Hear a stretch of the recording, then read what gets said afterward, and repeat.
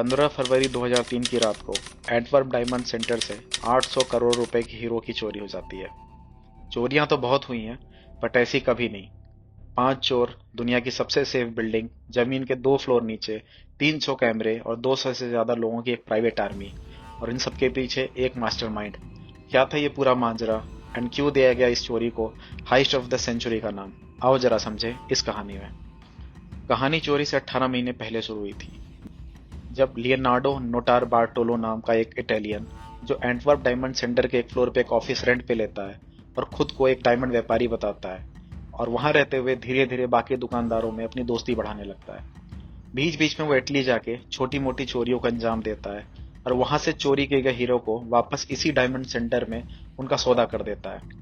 लोगों को ये लगता था कि ये सच का व्यापारी है, जो अपने शहर जाके, अपने देश जाके वापस आके यहाँ हीरे बेचता है। ये आदमी कम्युनिकेशन और रिलेशनशिप में बहुत स्ट्रांग था।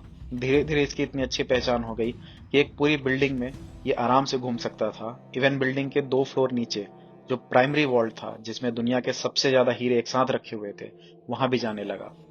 इस बिल्डिंग में किसी भी तरह का फोन, कैमरा, कुछ भी अलाउड नहीं था। तो लियोनार्डो ने एक पेन कैमरा का सहारा लिया। वॉल्ट के गेट पे जो कॉम्बिनेशन कोड था, जो उस वॉल्ट के अंदर इंटर करने के लिए जरूरी होता था, उसमें 100 मिलियन से ज्यादा कॉम्बिनेशन हो सकते थे। बट एक दिन लियोनार्डो ने अपना पेन कैमरा वॉल्ट में ही छोड़ दिया, जिससे जब सिक्योरिटी के लोग पासकोड इंटर करे वो रिकॉर्ड हो जाए। एंड हुआ भी ऐसा ही। अब पेन कैमरे की मदद से पूरी बिल्डिंग का स्कैन, सारे सिक्योरिटी कैमरा की लोकेशन, वॉल्ट का पासवर्ड, सब कुछ पता हो चुका था। और फाइनली दिन आया चोरी का। चोरी को अंजाम देने के लिए इसने 4 लोगों को हायर किया, जिनका एक्चुअल नाम आज तक पता नहीं चला, बट उनके नकली नाम पुलिस के रिकॉर्ड के अनुसार ये थे। सबसे पहले स्पीडी, ये लियोनार्डो का बचपन का दोस्त था, और इस पूरे के पूरे प्लान का सबसे कमजोर कड़ी भी। द मॉन्स्टर, एक हट्टा कट्टा मजबूत ड्राइवर, ताला तोड़ने वाला और शानदार इलेक्ट्रीशियन। द जीनियस, एक स्मार्ट आदमी जिसको सिक्योरिटी, कैमरा, हैकिंग, हर चीज की उम्दा नॉलेज थी।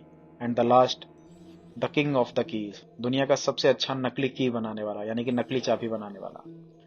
इस प्लान को अंजाम देने से पहले एक हूबहू वॉल्ट खरीदा गया, जिसपे काफी बार प्रैक्टिस करी गई। चोरी को अंजाम कैसे देना है, कब देना है, कितना टाइम लगेगा, कहाँ कहाँ कैमरों की लोकेशन है, टेम्परेचर सेंसिटिव कैमरों से कैसे बचना, हर चीज की तैयारी की गई।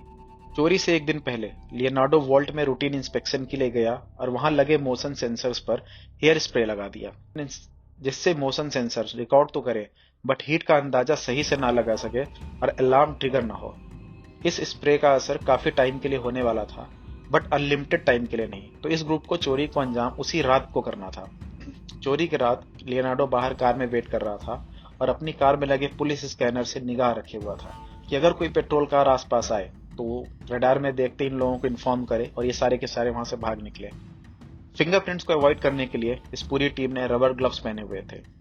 बिल्डिंग में एंट्री करने के लिए कैमरों से बचना जरूरी था, क्योंकि बिल्डिंग के अंदर एंड बाहर 200 से ज्यादा सीसीटीवी कैमरे लगे थे।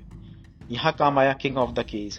उसने बगल की एक बिल्डिंग का नकली चाबी बनाया, उसके अंदर घुसा और उसके टेरेस पे जाके सीढ़ियां लगा के बगल के डायमंड सेंटर में घुस गया, क्योंकि दोनों बिल्डिंग्स बिल्कुल अगल बगल थी। डायमंड सेंटर में घुसने पे उनको इंफ्रारेड सेंसर से बचना था। उससे बचने के लिए श्रीमान जीनियस ने एक होममेड पॉलिस्टर शील्ड का इस्तेमाल किया, जिससे उनकी बॉडी की हीट थर्मल कैमरे में ना शो। बिल्डिंग के अंदर लगे कैमरे पे ब्लैक प्लास्टिक कवर लगा दिया, और बिल्डिंग के पैसेज की लाइट्स ऑन कर दी, ताकि वो आराम से वॉल्ट तक पहुंच चुके। वॉल्ट में और भी ज्यादा सेफ्टी इक्विपमेंट्स लगे थे, तो वॉल्ट्स की लाइट ये ऑन नहीं कर सकते थे। तिजोरी के दरवाजे में एक चुंबकीय ताला था, जो एक डायरेक्ट कनेक्शन से जुड़ा हुआ था, और जैसे ही दरवाजे को खोला जाए और ये कनेक्शन डिस्कनेक्ट होते ही अलार्म ट्रिगर करते थे। तो जीनियस ने एक कस्टम मेड एल्यूमिनियम प्लेट का उपयोग किया, दोनों दरवाजों को बोल्ट और तारों की मदद से जोड़ दिया। जब दरवाजे खुलते भी थे तो आपस के कनेक्शन टूटते नहीं थे। इसके ऊपर वॉल्ट के दरवाजे में 1 फुट की चाबी लगती थी, जिसका हूबहू नकल बनाने का अद्भुत कारनामा कर दिखाया था किंग ऑफ द कीज ने, जो कि किसी के हिसाब से भी इम्पॉसिबल था। वॉल्ट के अंदर जाने पे अंधेरे में ही सारा काम किया गया, और द जीनियस सबसे पहले आगे जाके इलेक्ट्रिक पैनल को खोल के अंधेरे में ही वायरिंग चेंज कर देता है, जिससे कोई अलार्म ट्रिगर न हो। फिर बाकी सारे के सारे अंदर इंटर करते हैं। वॉल्ट के अंदर हीरे सिक्योरिटी बॉक्सेस में रहते हैं, जिन्हें तोड़कर ये सारा खजाना डफल बैग में भरकर सारा चुराया माल बाहर निकालकर वेट कर रहे लियोनार्डो की कार में रख देते हैं। खजाना इतना ज्यादा होता है कि कार में जगह नहीं बचती और लियोनार्डो कार लेके अपार्टमेंट में जाता है और बाकी पैदल आते हैं। एंड सुबह के 5:30 बजे फाइनली ये चोरी कंप्लीट होती है। अगले 2 दिन वीकेंड होते हैं, यानी कि सैटरडे एंड संडे। इसकी वजह से पूरे डायमंड सेंटर को पता नहीं चलता है कि यहाँ चोरी हो चुकी है। इसकी खबर लगती है जब 2 दिन बाद मंडे को सब कोई सेंटर आते हैं। तब तक ये सारे के सारे फ्रांस पहुंच चुके होते हैं और यहीं पे इनके प्लान का पर्दाफाश भी होता है। होता यह है कि फ्रांस जाने के बाद सारी प्लानिंग, रूट मैप, रिकॉर्ड सबको जलाने का प्लान किया जाता है ताकि कोई भी सबूत ना बचे। वो कार से किसी सुनसान जगह की तलाश में निकलते हैं और रास्ते में भूख लगने पे सैंडविच खरीदते हैं। बट स्पीडी को डर की वजह से पैनिक अटैक आने लगता है और लियोनार्डो को फोर्स करता है कि ये सारे सबूत जल्दी से जल्दी पास में ही एक जंगल में जला देते हैं। लियोनार्डो उसकी बात मान जाता है और पास के जंगल में जाकर अपने सबूतों को जलाने लगता है। बट स्पीडी पैनिक अटैक के चक्कर में पेपर्स एंड डॉक्यूमेंट्स को वहीं कचड़े में फेंक देता है।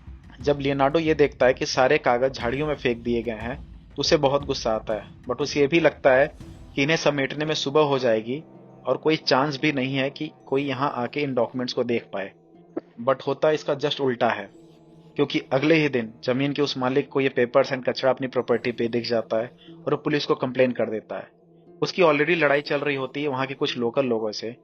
वो पुलिस को बताता है कि यहाँ पे कुछ बड़े पेपर्स हैं जिन पे डायमंड सेंटर का नाम भी लिखा हुआ है। पुलिस तुरंत हरकत में आती है और उस कचड़े से उस सैंडविच का बिल भी निकाल लेती है और उस सैंडविच शॉप के कैमरे में लियोनार्डो को देख लेती है।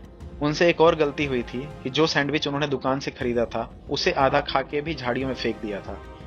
उस सैंडविच के डीएनए टेस्ट से ये पता चल गया कि लियोनार्डो जो कैमरे में दिख रहा है और जिसका लोकेशन उन्होंने फ्रांस की पुलिस से निकाला था, ये दोनों सेम आदमी हैं और इस सबूत के बेसिस पे लियोनार्डो को गिरफ्तार कर लिया जाता है। बट फिर भी लाख पूछताछ के बाद भी लियोनार्डो ने कभी अपने 4 दोस्तों का नाम नहीं बताया।